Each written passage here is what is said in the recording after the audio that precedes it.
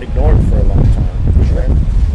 And even in some cases, and not on purpose, but in some cases alienated a lot of that 80% of beer drinkers by producing beers that Joe Sixpack would find completely undrinkable. True. Like you're not going to find him drinking a sour or a barley wine, right? Or a 150 IBU West Coast IPA, right?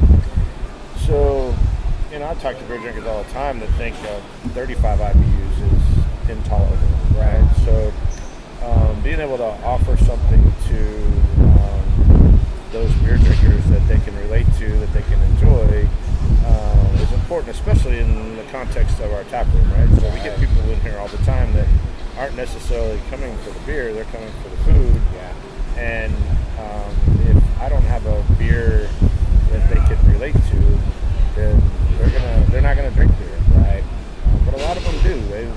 They'll choose a beer, usually Cold Fort Worth or Romero or Mexican style lager, because those are styles they're familiar with, and once they realize that this is a craft brewery and those beers aren't scary, then a lot of them will start to venture off into some of our other offerings and start kind of moving into areas they wouldn't have normally ventured into if we hadn't given them that easy place to enter. Yeah, you're almost lubing them up so it's easier for them to feel more comfortable trying the other beers. Yeah.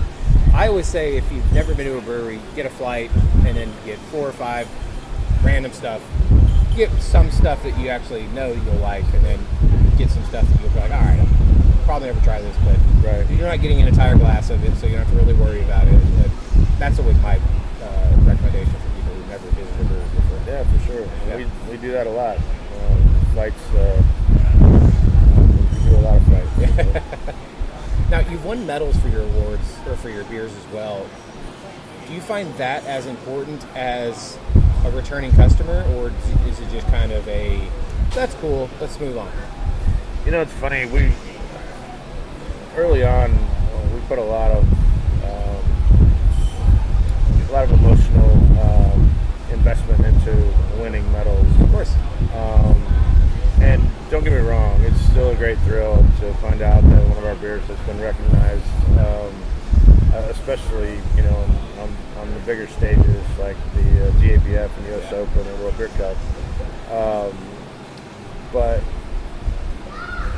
does winning medals move the needle in terms of sales? It doesn't really. When we got a medal at GABF a couple years ago for our German premium lager highbrow, and I came back from Colorado expecting we were going to sell a lot of highbrow in a week, and people were happy for us, but it didn't really kind of move that needle very much. So I don't know how to answer that question really, because it's still very exciting to win something, but we don't invest as much emotional energy into it as we used to, I think. So. Yeah. It's one of those things. So I was in the wine industry for 14 years, and it was the same way where we'd have the little shelf talkers where they've won this award. It was the best wine of whatever year.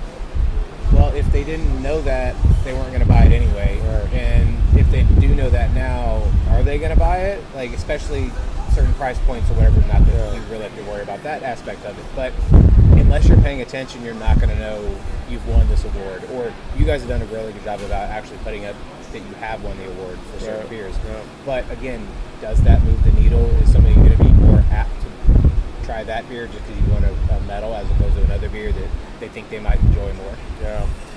So part of one of the interesting parts about these competitions, especially the bigger, higher profile ones, TBF got almost 10,000 beers entered, individual beers entered last year, and awarded 290 something medals. I mean, just think about how crazy those odds are. That ratio is not good. No, it's not. And all those beers have to be judged, right? And they do it over a very prescribed period of time. And you just never know. You never know. Trust me, the beers that do win medals are fantastic beers, Obviously. but at the same time, you got to wonder, how much attention your beer is actually getting while it's being judged. Yeah, because again, like you said, 10,000. That's a lot of beers to be drinking. So, a lot of beer. At what point do you stop? Does your tongue just kind of shut down? And you're Right. like, okay, can't take any more of this. I think the other reason that the winning a medal doesn't change a whole lot in terms of sales is I don't think a lot of people really understand what winning those medals means, how beers are evaluated by judges, and there's a segment of the beer geekdom that knows that very well, but the average consumer, they don't know what goes into a beer being judged and why it got a medal or why it didn't. Right. At the end of the day, I always tell people that the best beer in the world is the one that is in your glass that you enjoy drinking. And at the end of the day, if the beer's selling and selling well, then whether it has a medal or not doesn't make a bunch of difference to us. Sure. Ultimately, so. And I have heard that the lager category had gotten so big that it was like the most dominant category in the entire GBA. Well, there's I don't remember how many, but almost a third plus of the categories are different styles of lager. Right, so, exactly. And they've been growing every year. It's so nuts. crazy. Now, I was over at Denton County Brewing Company, and they were talking about your bright stand that you guys do here. They called it the cow stand. Can you explain to people what exactly the bright stand is? And have you thought about renaming it the cow stand? Oh my goodness. So when we keg beer, right, there's a sight glass attached to the bright tank, Right. so we can see what the beer looks like coming out of the tank. And there's a long hose that's attached to a keg coupler. Well, when that last keg is done, there's a good amount of beer that's in that hose and sight glass. So rather than just dump it down in the drain, we would hold one end of the hose up, open up the valve, and shotgun the contents of that. So the Denton County crew happened to be here one day while we were kegging. They were having a little field trip, and we invited them back to enjoy a bright stand with us. And it was pretty funny. I would imagine, yeah. That's a good crew over there. I like those guys a lot. I had to ask about it because they had brought it up, and I was like, I didn't know that was a thing over here. So now, I don't know if you can or how much you can say about it, but you just had opened a second location over in South Lake. Unfortunately, you guys had to close it down. Can you go into what happened, or is it still kind of a... Nothing really happened. Okay. It just, our lease was up, and we couldn't come to an agreement with the landlord on an It extension. was a landlord situation, didn't it?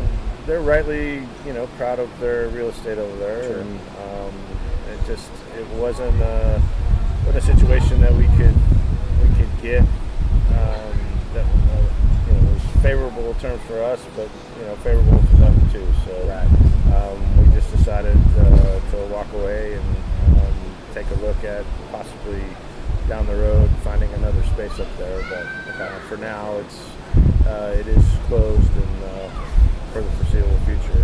How long were you guys in there? A little over a year and a half. So. How did that second location do for you? It was a pretty good spot. I mean, we learned a lot. Of course. We went into it really expecting to prove a concept to ourselves because we had always wanted to have that satellite kind of operation. And I think we accomplished that goal for sure. Yeah. It was definitely a good learning experience for us, and we're hoping to replicate it going forward. Yeah, and South Lake is kind of one of those weird, untouched areas that, as much money as there is in that city, you'd imagine there'd be a distillery or a brewery or even just a brew pub at least, something. Right, but right. It was just the fact that you guys did it. Kudos to you for doing that, because it's still a weirdly untapped market for whatever. And I hope our experience doesn't discourage someone else from trying, Right, yeah. but just getting the lease right was important. Of course. And we just couldn't come to terms that were going to work for us. Yeah, no, that makes sense. Now, there's so many so many breweries in the Metroplex. The Metroplex is not getting smaller, and we kind of all agree that Weatherford roughly is the furthest west we can go. Rockwall is the furthest east. Sherman somehow is the furthest north we can go in North Texas now, and then Waco at some point will be part of North Texas as well. But what are some breweries that have really kind of helped you guys along the way, and since you guys have been open, you have helped maybe other breweries as well? Well, I mentioned Petacolas earlier. Yeah.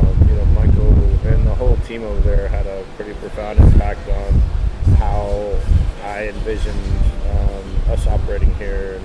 And I still reach out to Michael from time to time for advice on things. So that was definitely an impactful relationship. And he's done so much for the breweries across Texas True. as well. So, yeah, very true. Very true. Martin House being right across the freeway from us, we interact with them quite a bit. Although their beer lineup is significantly different from ours, at the end of the day, they're still fermenting wort from barley, and so despite the end product differences, what we do is very similar. And we've had good relationships with them since the beginning, and depended on them sometimes for advice and help. When we first opened, we had bought a keg washer that was not functioning the way it was advertised, and the boys over at Hoppenstein let us come over and clean kegs for a couple of months right after we first opened, until we got that resolved. Hoppenstein, the guys at Macy and Matt have become really good friends, and we've as have the crew over at Panther Island, Johnny and Ryan, and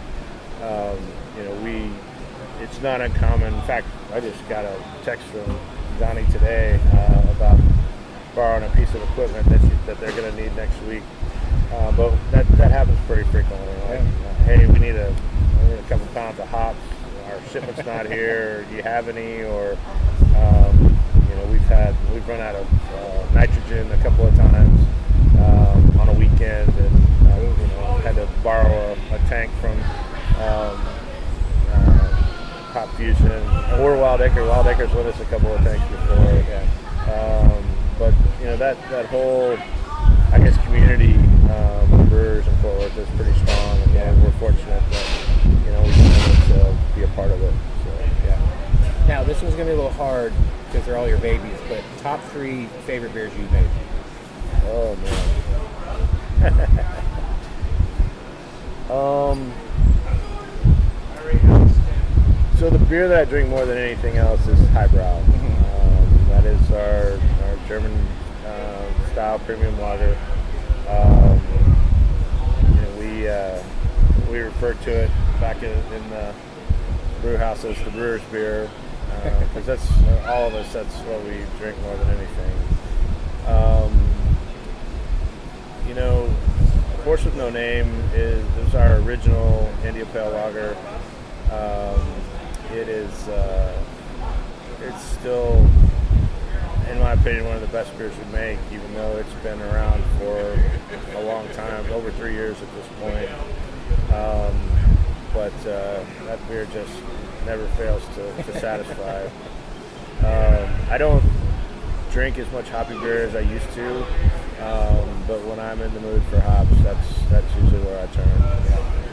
And then one of our newer beers is Hundo P, which is our Pilsner.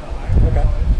It's an American-style Pilsner, and we use a different hop in it every time we brew it. Really? So we call it Hundo P because Hundo P is slang for 100%. So it's 100% Pilsner malt and 100% whichever hop we've used in that batch. And I drink that beer a lot as well. It's